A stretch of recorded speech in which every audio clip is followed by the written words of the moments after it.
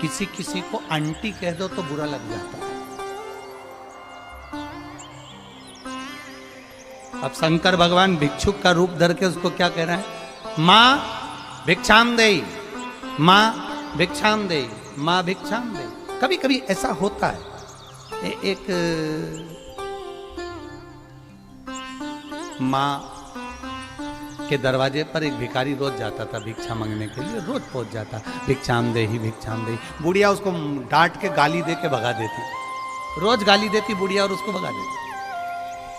अब जो भिक्षुक, जो संत जाता था, जो साधु जाता था, उस साधु ने उसके गांव के लोगों से पूछा कि इसके यहाँ मैं भीख मांगने जाता हूँ, भिक्षा मांगने जाता हूँ, कुछ लेने के लिए जाता हूँ भिक्षावृत्ति, तो ये मुझे गाली क्यों देती है? तो इतने में किसी ने बताया कि इसके घर में इसके बहू को संतान नहीं है, संतान नहीं है तो ये बुढ़िया बड़ी गुस्से में रहती है, सबको गाली देती है। ठीक है, आज फिर संत पहुंच गए और संतों ने फिर जाकर कहा माँ भिक्षाम देई। इतने में तो इसको गुस्सा आ गया, पोछा लगा रही थी कपड़े से, पोते से, एक फटा हुआ जो कपड़ा होता है ना पोते का, उससे पोछा लगा रही थी। और इतने में संत ने कहा माँ भिक्षाम देही।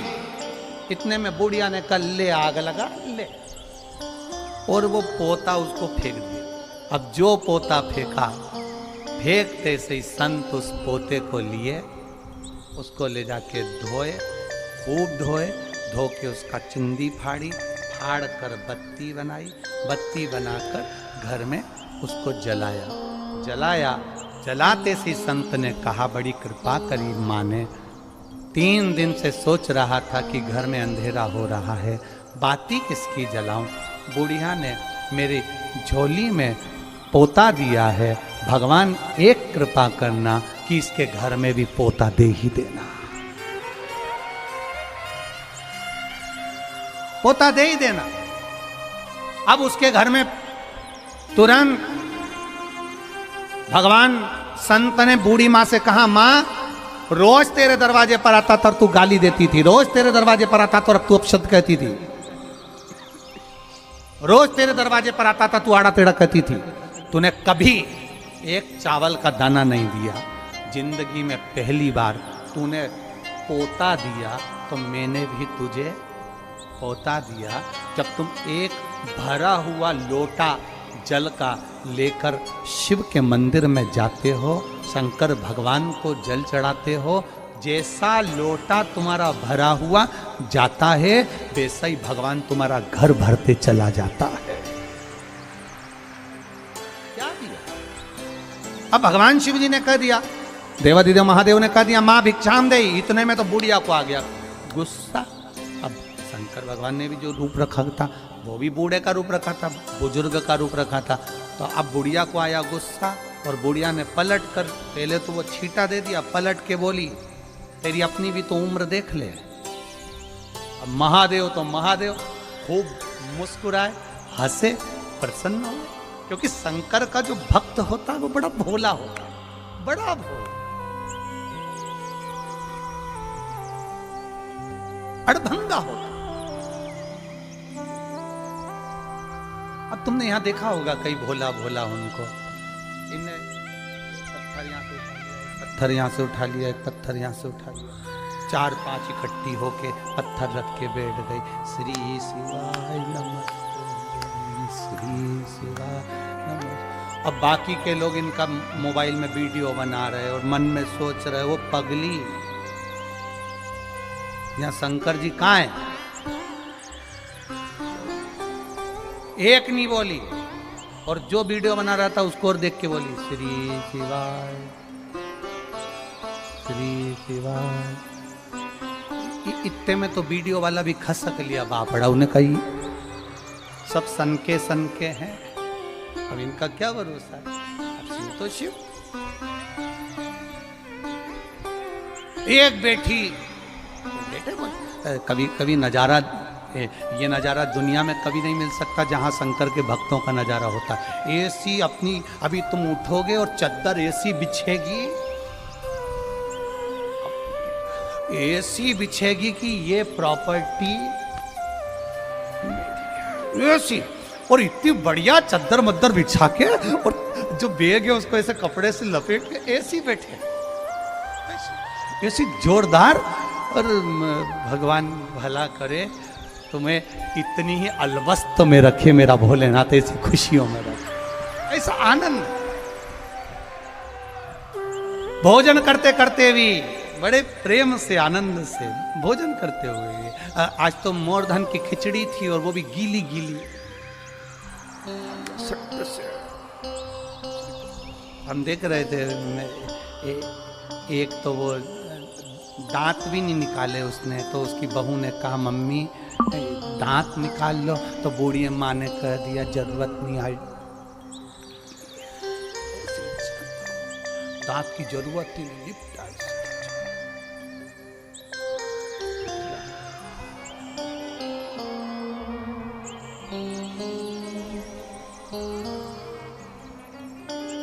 छह टन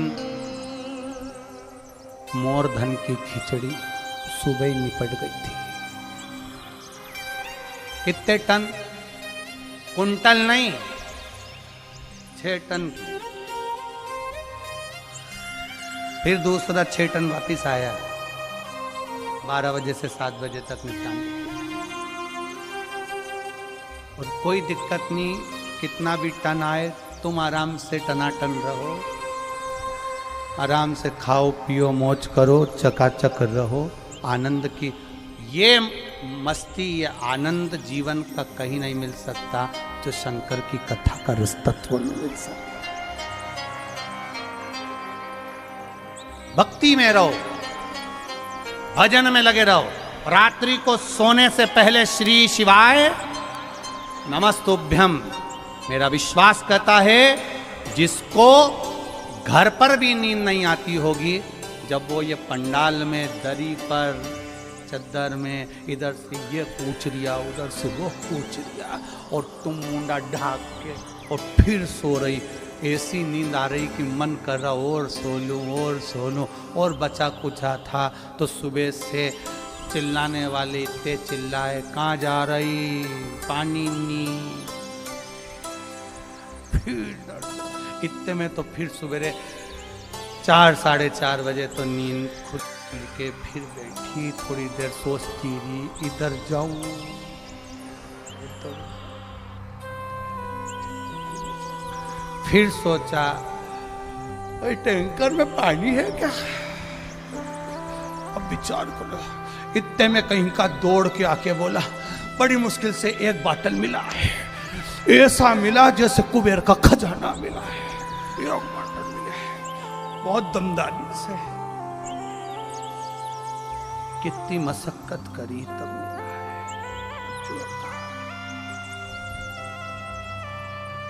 अब यहां समझ में आ रहा है कि पानी का मूल्य कितना है, कितना समझ में आया, पानी की कीमत कितनी है।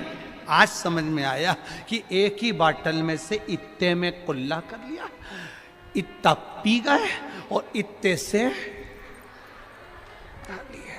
अब समझ में आया कि जल ही जीवन है, इसके सिवाय कुछ भी नहीं है। सारी समस्या का हल उस जल को समझ में आ गया कि अब अपने को समझना है कि जल की कीमत के, जैसे ऑक्सीजन की कीमत कब समझे थे, वृक्षों की कीमत कब समझे थे, जब कोरोना आया। अब समझ में आया, अपने सारे पेड़ कटवा दिए, ऑक्सीजन नहीं मिल रही, अब मशीन होन लगाना पड़ रही है। तब समझ में आया कि 2-4 पेड़ लगाना थे, वृक्षारोपण करना था, तो ऑक्सीजन की कीमत समझ में आती कि ऑक्सीजन क्या है। दिखे शिव जी ने देखा, मेरा वो घड़ी मेरा भोलेनाथ भिक्षु बनकर आया, भिक्षुक बनकर आया मेरा भोलेनाथ, और भिक्षुक बनकर मेरा विश्वनाथ जब सामने आकर खड़ा हो गया। माँ कहती है क्या बात है बाबा। माँ ने कहा, पूछा, शंकर भगवान बोले इस बच्चे को मैं आपको देना चाहता हूँ। माँ ने पूछा मैं इस बच्चे का क्या करूँगी। इतने में शंकर भगवान तुरंत कहते हैं, मुझे काय दे रहा है। नहीं, माँ बच्चे को पाल पोस कर बड़ी करती है। दुनिया में केवल एक माँ ऐसी होती है जो बच्चे को संस्कारित बनाने का कार्य करती है। पिता कमा कर लाकर दे सकता है, पिता कमाई कर कर लाकर दे सकता है, पिता अच्छी एजुकेशन दे सकता है, पिता अच्छे स्कूल में एडमिशन करा सकता है, पिता अच्छे कॉलेज में पढ़ा सकता है, पर घर की माँ की जवाबदारी होती है कि बच्चों को संस्कार देना, बच्चों को ज्ञान देना और बच्चों को विद्वान बनाना। ये घर की माता की जवाबदारी है। पिता धन ला सकता है, दे सकता है, पर जवाबदारी माँ की होती है। ये आपकी जवाबदारी है इसको पाल पोस कर बड़ा करना। तो इतने में बूढ़ी माँ ने पूछ लिया, तू क्या करेगा? अब इसको ये नहीं मालूम कि ये महादेव है, ये तो भिक्षुक है, तू क्या करेगा? शंकर भगवान बोले, इसके भरण पोषण की जवाबदारी मेरी है। इतने में बूढ़ी माँ ने कहा, मेरे घर में जगह नहीं, छोटा सा झोपड़ा बना कर रह रही हूं, छोटा सा झोपड़ा। जैसे पंडाल में जगह नहीं रहती तो माताएं अपने अपने घर से जो चादर लाती है उसको 4 बांस में फंसा कर उसके नीचे पूरे घर के समेत बैठी रहती है। उनसे जाके पूछो, तुम्हारा पंडाल कहाँ का है? तो के छत्तीसगढ़ का है, कोई कि हमारा महाराष्ट्र का। सब कोने कोने कोने कोने चद्दर का टेंट बनाकर रह रही है और आराम से रह रही, अलमस्त ऐसी रह रही जैसे वीआईपी रूम में रह रही है। इन्हें कोई मतलब, मस्त।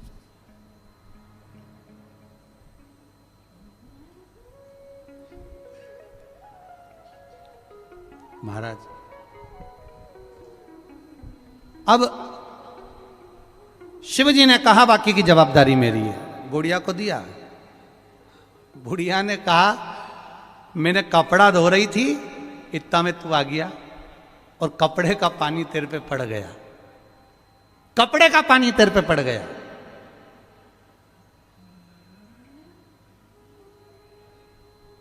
किसी के ऊपर कपड़े का पानी पड़ जाए तो उसे गुस्सा आता है, थोड़ा सा भी जल पड़ जाए तो वो क्रोधी हो जाता है। मैंने कपड़े का पानी तुम्हारे ऊपर पटक दिया, तुमको क्रोध नहीं आया? शिव जी बोले, मां, एक बूंद भी जल अगर मेरे ऊपर पड़ता है किसी के हाथ का तो उसका कल्याण मैं तुरंत कर देता हूं, तुरंत। इतने में बुढ़िया नहा के निकली थी वो नदी में से और कपड़े धोए थे। अब बुढ़िया के बाल भी घाट पे, तुम देखना नदी के घाट पे थोड़ी गर्मी रहती है तो बाल जल्दी सूख जाते, कपड़े जल्दी सूख जाते। जैसे ही पटको थोड़ी देर बाद उसी को पहन लो, तुरंत सूख जा। अब बुढ़िया के बाल खुले थे, उसने तुरंत जूड़ा बांधा और जूड़ा बांधते से ही बोली, तू तो इतनी विद्वत्ता जैसी बात कर रहा, विद्वानों जैसी, कौन है? कौन है? मां, तू मुझे जान नहीं सकती। ऐसा मुंह पे तूने ये राख माख लपेटी, अभी रुक, अभी रुक, तेरा मुंडा धुलाती मैं, अभी रुक। और गई नदी में से पानी भर के लिए आई, काय में। वो माओं के पास में क्या होता है कपड़े धोने के लिए, जो बाल्टी बर्तन जो, वो लई धो के, और जो नदी में से पानी लई ने देवाधिदेव महादेव पे जो डाला, सारी भस्मी नीचे, भस्मी जैसी नीचे आई। पार्वती जी मुस्काई, इतने में महादेव असली रूप में प्रकट हो गए, असली रूप में प्रकट। जो मेरे देवाधिदेव महादेव को देखा, चरणों में पड़ गई, शंभु मैं पहचान नहीं पाई, किस रूप में तू आया, किस रूप में, तेरा स्वरूप क्या है मैं जान नहीं सकती। एक बात आपसे भी कहेंगे, क्यों बुलाया कुबेर भंडारी ने तुमको इतने इतने दूर से, ये हम भी नहीं जानते, पर एक बात जरूर जानते हैं कि वो जिसको बुलाता है, जिसको पकड़ता है, उसका हाथ कभी नहीं छोड़ता है, कभी नहीं छोड़ता। क्यों बुलाया उसने तुमको यहां, ये हम नहीं जानते। क्यों भिक्षुक बनकर मेरा देवाधिदेव महादेव गया, भिक्षु वर बनकर गया, 19 अवतार में से एक अवतार भिक्षु वर अवतार रखकर मेरा देवाधिदेव महादेव गया, पहुंचा, और जो जल पड़ा देवाधिदेव महादेव प्रकट हो गए, शिव जी प्रकट हुए। मां, मांग तुझे क्या चाहिए? मां ने कहा कुछ नहीं चाहिए, अब आपका दर्शन हो गया, बस इतनी कृपा करना, इस बच्चे को मैं पाल पोस कर बड़ा कर दूंगी। पर ये है कौन? उस मां ने पूछा, तुम्हारा क्या रिश्तेदारी है इससे, क्या संबंध है तुम्हारा इससे, क्या संबंध? कई लोग कहते हैं सियोर वाले महाराज जी से तुम्हारा कोई संबंध है क्या, कोई रिश्तेदारी है क्या? तो दुनिया के लोग कह देते हैं रिश्तेदारी तो एक ही है, बस वो रिश्तेदारी कोई नहीं जान सकता।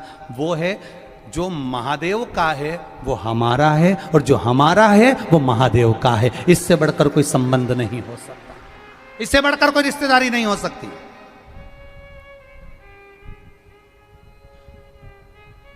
शिव पर भरोसा करने